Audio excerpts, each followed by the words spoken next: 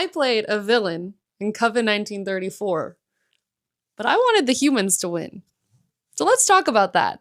Coven 1934 is a slow burn, corruptive horror LARP, in which case you have a whole town where secretly underneath the surface there is a ton of unnatural powers fighting for control of the land, the crossroads, as it were.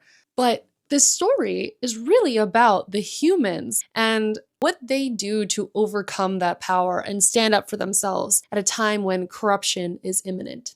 As one of the villains, my goal was to corrupt people.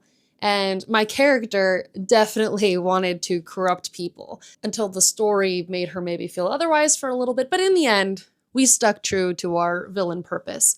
But with the way that this version of Coven 1934 went, there seemed to be this very clear ease in giving up the bag when the going got tough.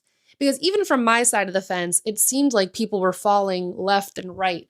But the players that I had the most fun interacting with at the end were the ones who were still fighting for hope, even when it was absolutely impossible to achieve. In LARPs in general, I feel like it's very easy to give yourself into the fantasy and high fantasy and supernatural fantasy that the stories are presenting.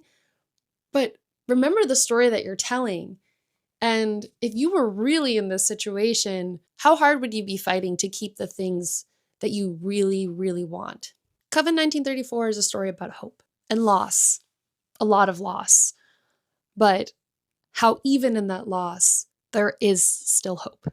And while that's definitely something that is true to the story itself, I'm 100% taking that with me into real life.